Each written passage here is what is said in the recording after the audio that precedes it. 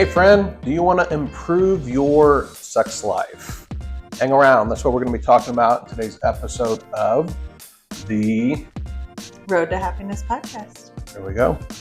We're your hosts, Josh and Cassie Spurlock, certified sex therapists. We wrote a book called Feeling Sexy, and we're going to be talking about chapter 3 of that book today, which is really, for a theology nerd like me, a super fun book. A super fun chapter, because we're going to be talking about the theology of sex and what are God's ideas about sex and what does that mean for us having an amazing sex life. So I want to thank our sponsor, My Counselor Online, leading provider of faith-based mental health.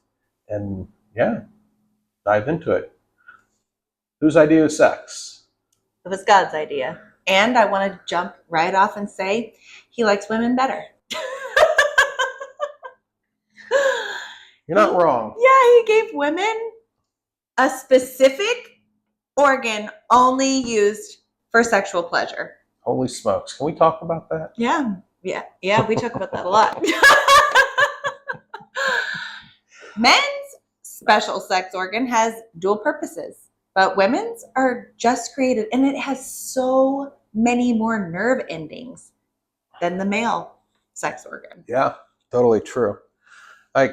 It maybe is sexist, but if you look at the medical facts, it's hard to deny that God likes women more than men.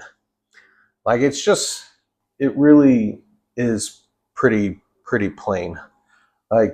Yes, you have a clitoris, which has no other purpose other than your pleasure. No procreation purpose, you don't pee with it, there's nothing else, has more nerve endings than any other part of human anatomy, male or female.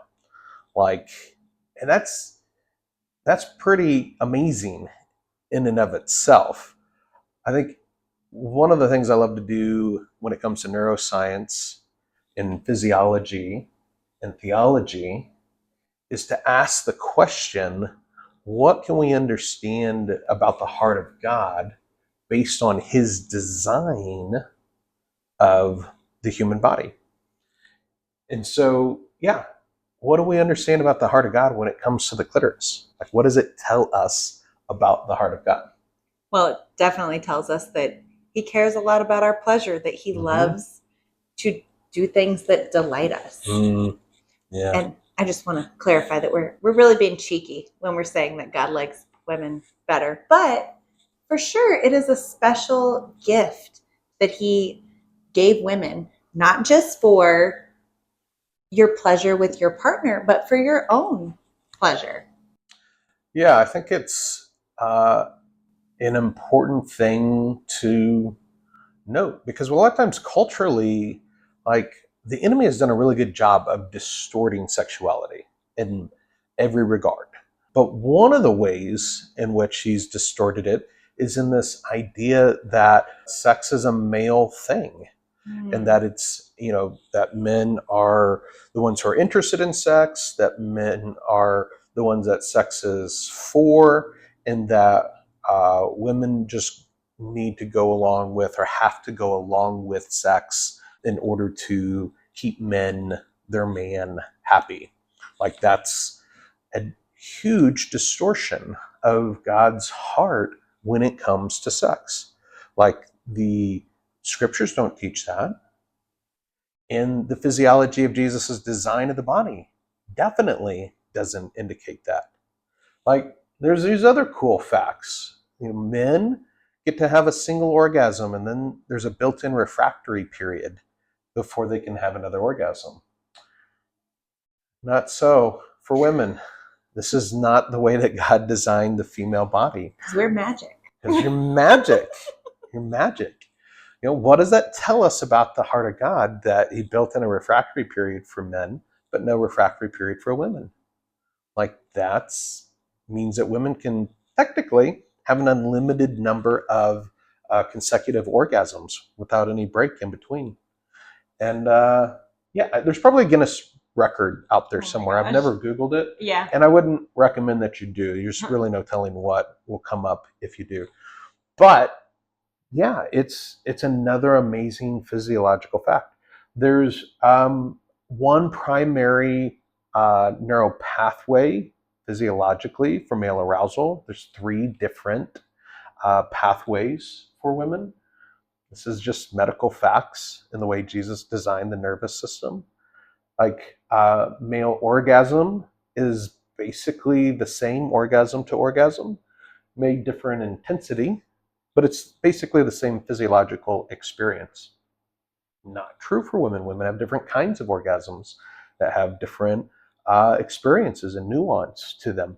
Like the variety of ability to enjoy your sexuality is significantly more than men by Jesus's design. And so, yeah, if we just line up the facts, You're making a really strong case. I think, clearly Jesus likes women more. And the myth otherwise is really just a distortion. It's a distortion of God's heart around sexuality. That sex is for men. Right, that sex is for men, and that, that it's a... that God didn't give it for women to be just as pleasurable, just as delightful, just as connective, just as all the things. Yeah, all things being equal, there's zero substance to the idea that women enjoy sex less or even want sex less than men. Like, that's just not true. Now, male and female sexuality is different. We've established that already, that God likes women more and they can have more fun with their sexuality than men can. But it is different because of those differences. Right? There's nuance to female sexuality that is different than male sexuality. I kind of liken it to like a hammer as a tool, right? Like a hammer is a really basic tool. It works. You bang on things with it, and it basically accomplishes what it is it set out to do. There's not a lot of nuance to a hammer. But there's other kinds of tools like computers or your phone that you're, maybe watching this on, play with. That Vibrators. is also vibrators. That are tools also, but they have more nuance to them.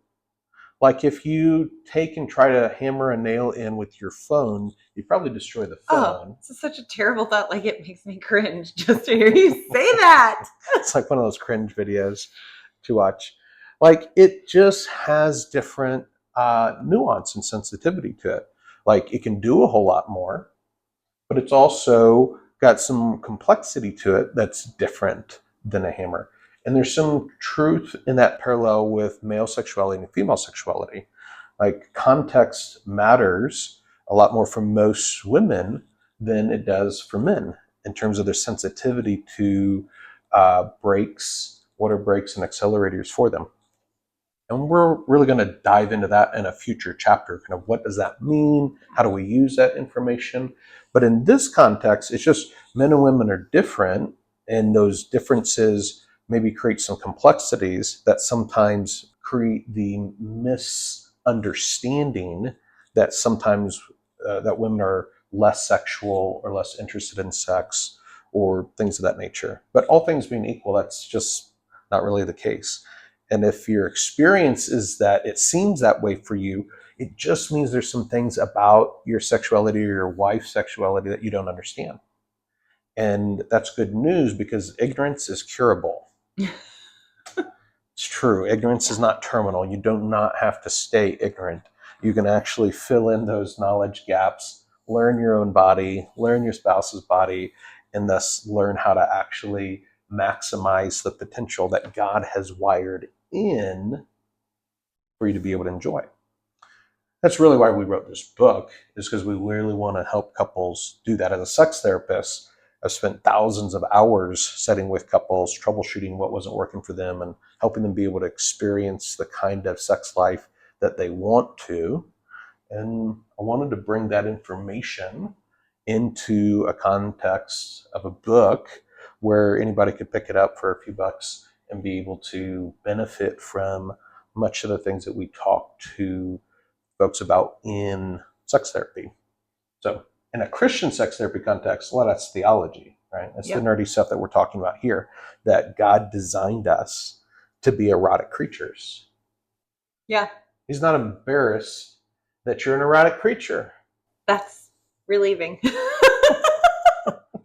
But we can be so awkward about that. Like, I would not want God to see me having sex. That's so weird. I'm like, it's actually like so normal, and he's actually rejoicing and cheering us on. And he's like, yes, this is what I created you for. I made this good gift for you. This is so good.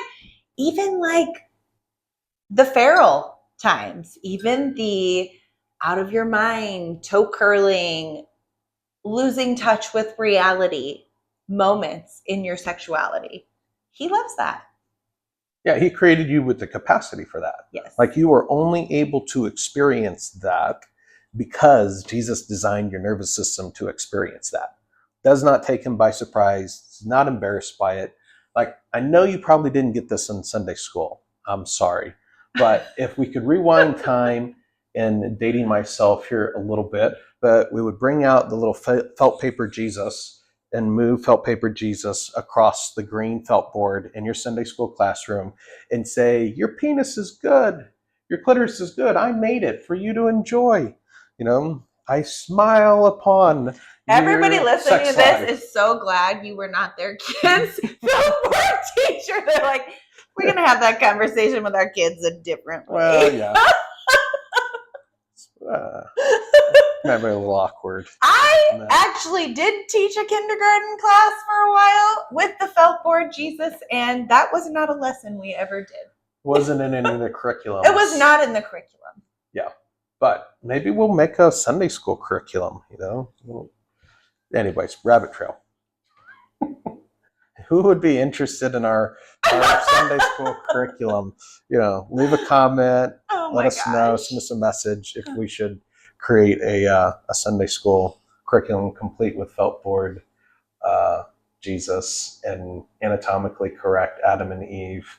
Get your life together. You need to wrangle yourself back to the topic at hand. In case you don't know, like anatomically correct, that's like when we sometimes as sex therapists will use models or whatnot for educational purposes. And anatomically correct just means the models are reflective of what real human bodies are like in order to do that. So, all right, probably should move on. I would also let's just transition a little bit here. Let's talk about, in this idea that God made sex erotic, let's talk about what's permissible in the bedroom between you and your spouse.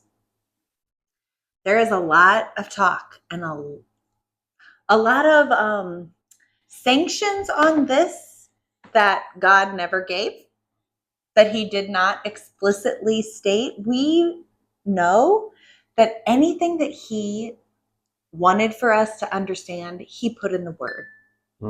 Anything that we are responsible to know or fulfill for holiness, for obedience, he put in the word. Now, he speaks to each of us through his spirit as well, but we can't take away this big concept of, yes, this is permissible, no, this isn't permissible, if we don't find it in the word. So anything that is three things: mutual to the both of you, mutually pleasurable, that you both agree on. Anything that is monogamous, that just stays between you two. This sacred covenant of marriage in your sexuality is just for the two of you. And what's the third thing? Consensual. Yes, that you both agree to, that you both are for, even if you're trepidatious about it, but you are willing to explore it together. It shouldn't be a trepidatious of, I feel awkward, but I feel like I need to do this because otherwise my spouse is going to be upset with me. It should be an opportunity, a invitation to connect and play deeper and explore something, to have an adventure together. So anything that falls within that category is okay, which is huge. I love that you invoke the doctrine of the sufficiency of Scripture. Yes, I know. I invoked it. We're nerdy people around here, me especially, in that I love neuroscience, I love theology, I love the Scriptures. Like, we talk about things that you don't hear talked about. Like, I don't know how many podcasts where we go into great detail about the clitoris, like, in Jesus's design of the clitoris in detail. And in the next breath, talk about the doctrine of the sufficiency of Scripture. Like, if you're into that sort of thing, you're in the right place, friend. Right? That's probably why you're here to begin with, because you're a nerd as well. And glad that you're here nerding out with us. But I think it's so important because sometimes when you talk about subjects in psychology, in mental health, in sexuality, those get mislabeled or miscategorized as theologically liberal conversations, or that somehow they're inappropriate for God's people to be talking about. And I just want to push back on that and say, Jesus designed these things. They're his idea. If anybody should be talking about them, God's people should be talking about them. And we can and should be able to talk about them in a very theologically grounded way. So when we say the doctrine of the sufficiency of Scripture, which, she didn't say that, but that's what she was talking about. The doctrine of sufficiency of Scripture says we believe that the Bible contains everything that we need to know in order to be in right relationship with God. That anything that we need or that God requires of us in mediating our relationship with him is made clear within the Scriptures. And there's nothing that we need in addition to what is revealed in the Scriptures in order to honor God. And it is the basis for our conviction that adding things to the Scripture is a bad thing, and taking things away from the Scripture is a bad thing. Like, you just teach the Scriptures clearly as God revealed them, and that's enough. That's good. Don't mess with them in either direction. And so when we talk about these artificial bands that culture within church or within society sometimes puts around, ways of connecting sexually, like, oh, you can't do that, or that's too spicy, or, that are not in the Scriptures, like the Bible doesn't say it, like, that's distorting the Scriptures. It's doing violence to the Scriptures. And so I get up, on a soapbox and be like, no, it's wrong for you to place bans. It's what Paul was talking about in these Assyrians who were, don't taste, don't touch, don't, engage. Somehow it was more pious or more holy not to engage in things that God designed to be pleasurable and fun for us to engage in. And Paul was really clear. No, that has a semblance of holiness.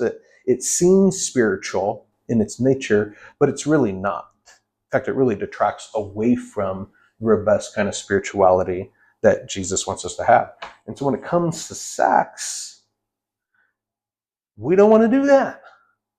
We don't want to add to the Scriptures. We just want to go with what the Scriptures teach. And the principles within Scripture are, just like Cassie said, is it consensual? Now, this is a big deal. I want a soapbox on consensual. Now, what does that mean? It's not just meaning that somebody goes along with it, right? That there's a lot of sex that happens between married couples that isn't consensual. And it really grieves the heart of God. Like, I want to be really clear that it does not please God for there to be a sense of demand or pressure or guilt tripping around sex within marriage.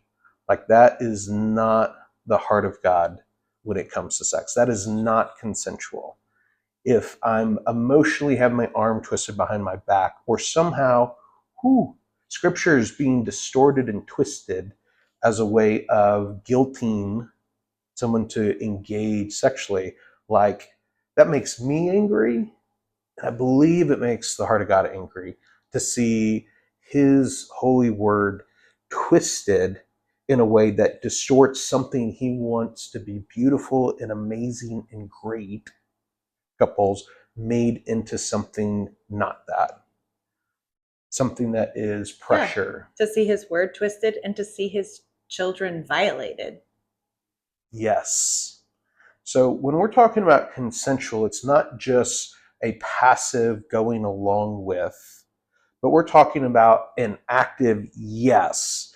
This is something that I want to participate in. This is something I'm actively saying yes to freely, without pressure, without demand, without guilt, but I'm choosing to go into and engage because I want to. That's consent. And anything less than that is not honoring to the heart of God and shouldn't be a part of your sex life. And if it has been a part of your sex life, let's fix that. Let's not have that continue to be the case. Let's raise the bar in a way that honors God. And if there's something broken in our sex life that causes that to be part of the dynamic, let's fix it. Let's get curious about what that is so that we can have a really fun, healthy, robust sex life. Okay, all right. That's my soapbox. Okay. I circling back to, our sex life being less than being distorted, being not adequately represented for what God has for us. I just have this like picture in my mind that God has like this huge brownie sundae. This is my jam here, okay? Like I love a brownie and I love ice cream. Put a little whipped cream on top and maybe a cherry, maybe some peanuts. Like I could just keep going. But God has like this amazing, wild, indulgent treat for us in our sex life. And sometimes we are settling. We think we should just get like half a scoop of vanilla and that we're like, okay, this is the pious, holy, appropriate application for sexuality. And God's like, but guys, I got so much more for you. I wired all this into your body. I created this pathway for connection. It's a special thing that you get to have within the sacred context of marriage. He's like, why are you settling for this half scoop of vanilla? It is not more holy. It's actually just not taking opportunity to explore and receive more of the fullness of the gift that I have for you. Yep. What he has for you is probably more than you can imagine, and more than we're never going to exhaust the edges of the goodness that God has for us. So good. And so be curious. Back to our framework for what the scriptures allow, though, right? Consensual is like the starting place. Anything less than that, totally unacceptable and should not be. There should never be duty sex. There should be never any obligation sex, like I'm obligated to perform or engage or act sexually because I have a contractual duty to do so. Like all of that's offensive to the heart of God and should not be a part of how a healthy sex life operates. And Cassie's a monogamous, right? That the framework for sex is inside of marriage, according to the scriptures. Like that's just God's design. And we could write a whole book and spend episode after episode talking about why that is. Certainly is supported within the secular research in terms of who has the best sex and the emotional components of bonding and sexuality and the negative impacts of kind of sex outside of that framework. But it's intended to be between you and your spouse. So if the kind of engaging is between just you and your spouse, then that's what we mean when we say monogamous. And then lastly, mutually enjoyable. Like, not necessarily to the same degree, right? It's not that we all enjoy the same activities to the same extent, but it should be fun for us to engage in. And sometimes it's fun because it's fun for the other person and we enjoy that they enjoy it. And it's maybe less my thing than it is their thing, but I love that they love it. And that's a lot of fun. And so it's mutual in that sense that it's mutually fun for both of us. And so consensual, monogamous, mutual, that's the framework that we have for really enjoying a rich sex life together. So that's, you want to know what falls within Christian sex and what's allowed by the Bible? Anything your imagination can come up with that falls within those parameters. And so that's a big hot fudge sundae right there. It really is. There's God has given us this wild imagination, this creativity, and this abundant ability to think about things, like, I don't know, just the things that we plan for in life, the things we dream about, the things that we're like, if I had more money, I'd do such and such and such and such. But I'm like, actually, God has given us this free gift within our sex life with our spouse that we don't need more money for. We just need to turn our brains into putting creativity into that. And it pays amazing dividends, better dividends, more attainable dividends than that trip to the beach. Though you could have both. That can be part. Yes. Could be in that. God is not embarrassed by anything that you can imagine. Because he gave you the capacity to imagine it. Yeah. Like, it's not like, oh my gosh, I can't believe I thought of that. God's like, how do you think you thought of that? And he sees all things, he's all places. Like, he's not blushing when you're making love with your spouse. Like, he's for it. He's for you. He's cheering you on in this. And he wants for you to explore all the creativity and diversity of opportunity that he's laid out there for you. Like, he designed sex to be fun. Orgasms are his idea. The body's arousal is his idea. He could have created us such that we like procreated like trees. Asexually, yes. Yeah. Right. We could have the wind could blow through my hair and carry pollen over to Cassie and she could conceive and, that'd be really romantic. Or like fish, right? Like fish, they could lay eggs and then man comes along and just hoses them down and that's how they feel like super sexy there. Like, these are other ways that things that Jesus created and designed procreate. But God designed it different for us to be a very fun and mutually enjoyable, sensual act. And right after designing us for that, like the very first set of instructions that God gave people, go check this out. This is just Bible. The very first set of instructions was what? Be fruitful and multiply. Be fruitful and multiply, which how did he just design that to work? Go have sex and lots of it. That was his first instructions to humans after making them. He put them in the garden naked and said, go for it. Get to it. Get to it, right? So hopefully we've just made the case for you that God is for you having an amazing sex life. And if you're not having an amazing sex life, it's not because Jesus doesn't want it for you and it's not available to you. There may be things that are getting in the way. We live in a broken world, so there's lots of things that can get in the way. But I want to set before you, what we're hopefully setting before you, is the heart and design of your designer. And that he's not neutral when it comes to your sex life. He is advocating for and has made a pathway for you to be restored and to develop fully into the very beautiful thing that he's created you to be and your sex life to be. And we want to be with you as in that journey. Like God's put it in our heart to come alongside you in that journey and help you be able to figure out, where can I grow? Where can I heal? Where are the things that are maybe limiting me from experiencing the fullness of what God has designed me for? So check out the book.